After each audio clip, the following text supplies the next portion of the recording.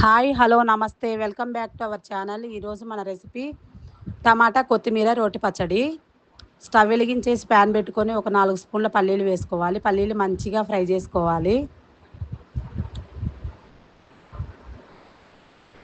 పల్లీలు ఫ్రై అయినాయి, పక్కకు తీసుకోవాలి. అదే ప్యాన్లో 2 స్పూన్ల ఆయిల్ వేసుకోవాలి. ఒక 20 ఎండుమిర్చి తీసుకున్నాను నేను. ఇవి కారం లేవండి, చూసుకొని తీసుకోవాలి. ఇవి కొంచెం మంచి కలర్ చేంజ్ అయ్యేంత వరకు ఫ్రై చేసుకోవాలి. మూత పెట్టేసేసుకుందాం 2 నిమిషాలు. అయిపోయిందేమో చూద్దాం. ఫ్రై అయినాయండి, పక్కకు తీసేసుకుందాం. అదే ప్యాన్లో ఒక 3 పెద్ద సైజు టమాటాలు కట్ చేసి పెట్టుకున్నాను, ఆ ముక్కలు వేసుకోవాలి.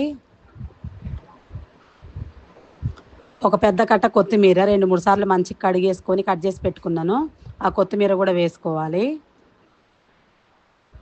కొంచెం చింతపండు, 5-6 వెల్లుల్లి రెబ్బలు, 1 స్పూన్ జీలకర్ర, ఇవన్నీ వేసుకొని ఒకసారి అంతా కలుపుకొని మూత పెట్టి 2 నిమిషాలు మగ్గించుకోవాలి.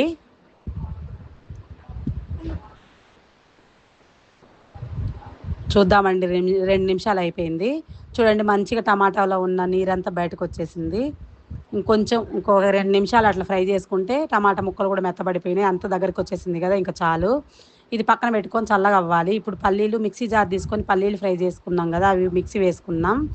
తర్వాత పచ్చిమిరపకాయలు, ముందే ఫ్రై చేసుకున్న టమాటా, కొత్తిమీర ఇవన్నీ వేసుకొని మిక్సీ వేసుకోవాలి. మెత్తగా వేసుకోవద్దు, కొంచెం బరకగానే ఉంచుకోవాలి, రోటి పచ్చడి కదా.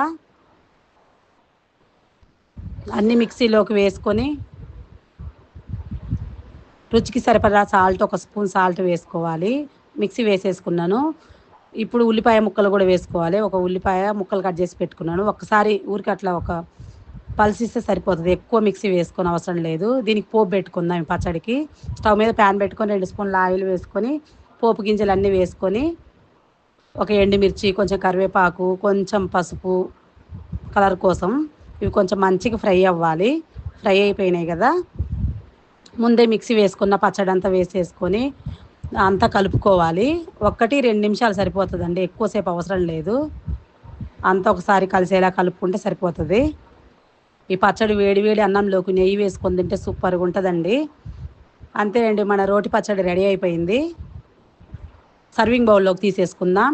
ఒకసారి ఈ రెసిపీని ట్రై చేయండి. నచ్చితే లైక్ చేయండి, షేర్ చేయండి, కామెంట్ చేయండి. నెక్స్ట్ రెసిపీతో మళ్ళీ కలుద్దాం.